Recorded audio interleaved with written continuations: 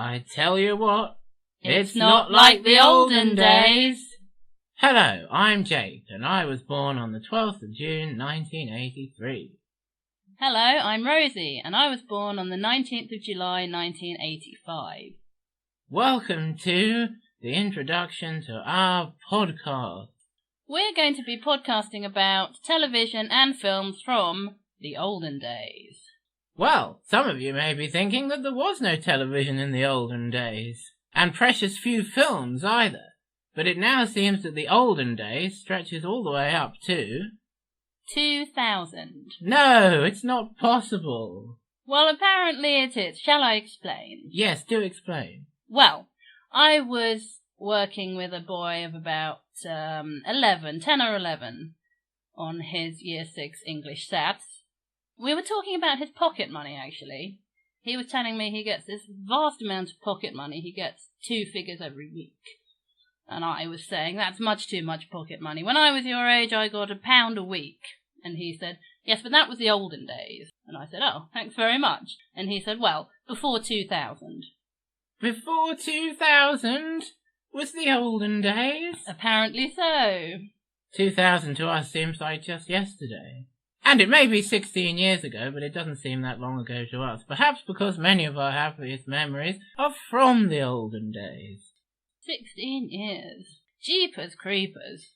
And many of those memories relate to films and television that we've enjoyed watching, and perhaps later analysing. So that's what we're going to be doing in our podcast.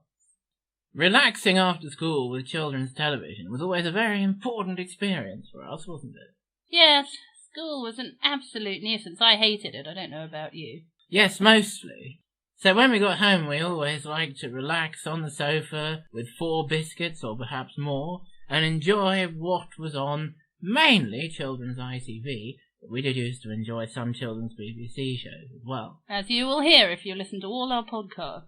And that, of course, was the days when all the children's television was on the terrestrial channels just at that particular time after school. Of course, sometimes it was someone in the mornings for younger viewers and someone at weekends. Episodes broadcast weekly as opposed to 3 or 4 times a day. So it really was a special experience that you've been gearing yourself up for all day. All week even, if you had something in particular to look forward to. Yes, indeed. If it was a particularly special show, you couldn't catch it every day, or as you say, 4 times every day like now. Waiting for it for a particular point each week was something very much to keep you going through the tough times at school.